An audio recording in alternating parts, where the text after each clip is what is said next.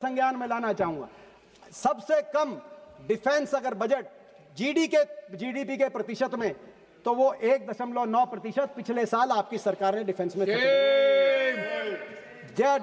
1962 से हमारा defence budget हमेशा 2% से ऊपर रहा।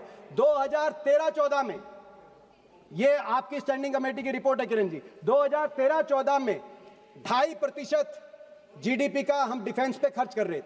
वो धीरे धीरे घट के 2.5 से पहले 2 आया, 2 से 1.9, पिछले 2 साल से ये 1.9 और 1.5। मगर इसमें और भी चिंता की बात ये,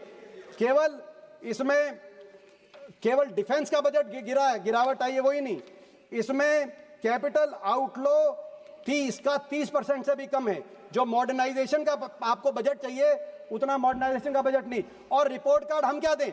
air chief marshal AP Singh ने, एयर चीफ मार्शल ने क्या कहा?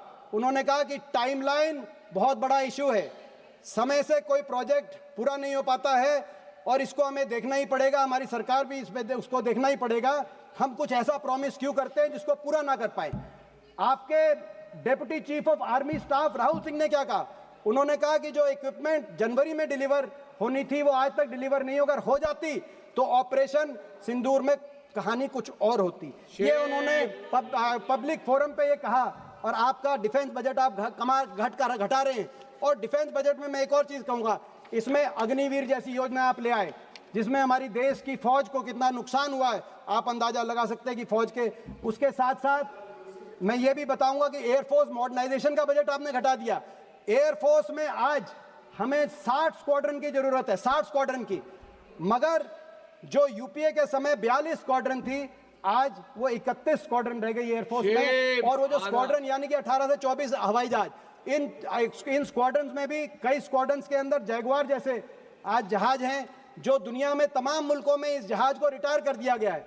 नाइजीरिया, आर्मेनिया, फ्रांस, जर्मनी, सारी जगह जैगुआर, साउथ अफ्रीका जहां जैगुआर्स थे उनको रिटायर कर दिया गया। लेकिन हमारे देश में अभी आपने 60 की बजाय 31 स्क्वाड्रन है और जैगुआर को भी रिटायर नहीं किया गया। इस साल भी जैगुआर के 3 क्रैश हुए, जिनमें से 2 में हरियाणा के जाबाज हमारे जो पायलट्स थे जिन्होंने अपनी शहादत दी, उनको हम नमन करते हैं। लेकिन उनके परिवारों से जाके जब मैंने बात करी, उनके परिवारों के जबान पे एक ही बात थी, आप सरकार से आग्रह करिए एयरफोर्स मॉडर्नाइजेशन की तरफ बढ़े, नए एयरक्राफ्ट लाए, हम आपका समर्थन करेंगे। लेकिन आपने एयरफोर्स मॉडर्नाइजेशन का बजट में कटौती कर दी, डिफेंस के बजट में कटौती कर दी और आप फौज के पराक्रम का आप नाम लेते हैं। दूसरी बात मैं कहूंगा एग्रीकल्चर सेक्टर में, एग्रीकल्चर सेक्टर में बड़ा प्रश्न एमएसपी का है।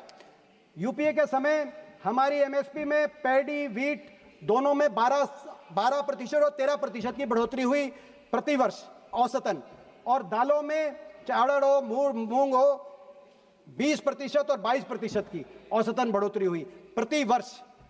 एनडीए के पिछले या आपकी सरकार के पिछले 11 वर्ष के अंदर ये जो औसत बढ़ोतरी 12-13% थी अनाज में और दाल में 20-22% थी, वो घटकर 5% और 6% रह गई। पैडी वीट में प्रतिवर्ष 6% पैडी में और 5% गेहूं में, और इसी तरीके से दालों में 6%, 8%। और ये अगर हम महंगाई दर से इसको हम अगर सब्स्टिट्यूट करें तो आप ये मानो कहीं ना कहीं ये ना के बराबर। और जो एमएसपी आप घोषित भी कर रहे हैं वो किसान को नहीं मिल रही।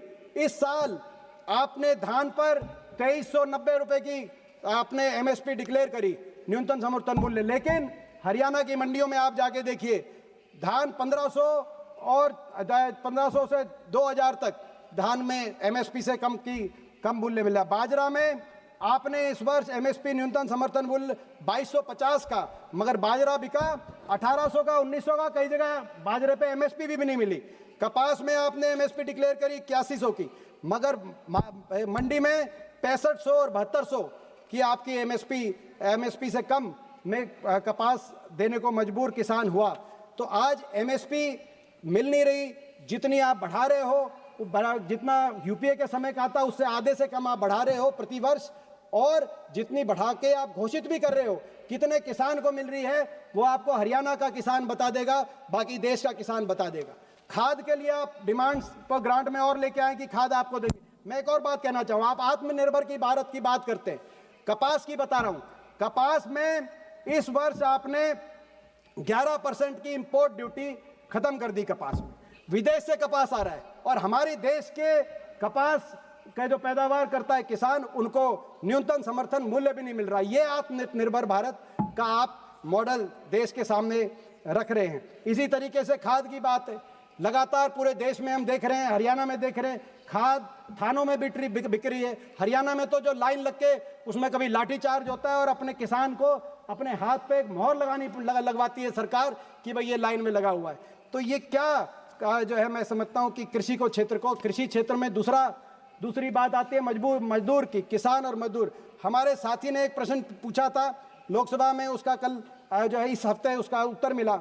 उस प्रश्न के अनुसार मनरेगा की क्या स्थिति है, मैंने किसान की बात करी, मैं मजदूर की भी बताऊंगा आपको। मनरेगा की स्थिति आप अंदाजा लगाएं, हरियाणा में 8 लाख मजदूरों ने रजिस्टर करा रखा है मनरेगा के लिए, मगर पिछले वर्ष मात्र 2100 मजदूरों को 100 दिन की पूरी मनरेगा को पे लिया गया है। तो आप अंदाजा लगाएं ये स्थिति।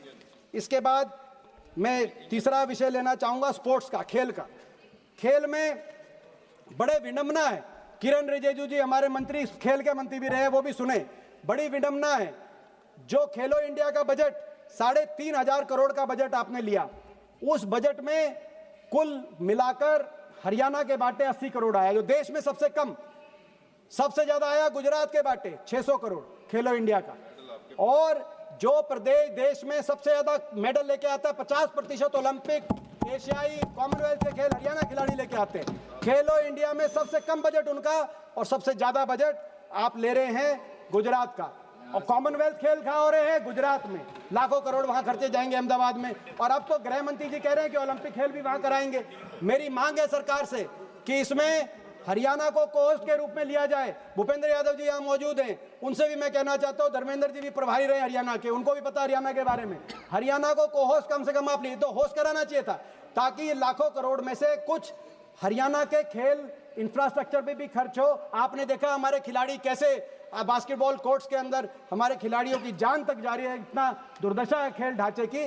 ताकि आने वाले समय में इतना आप निवेश करेंगे खेल ढांचे में हरियाणा में, आज 50% जो देश के मेडल लेके आता है प्रदेश, आने वाले समय में देश का और गौरव बढ़ाने का हरियाणा के खिलाड़ी करेंगे।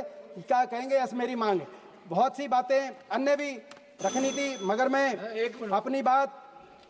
अपनी बात को रैप अप करते हुए मैं ये कहना चाहूंगा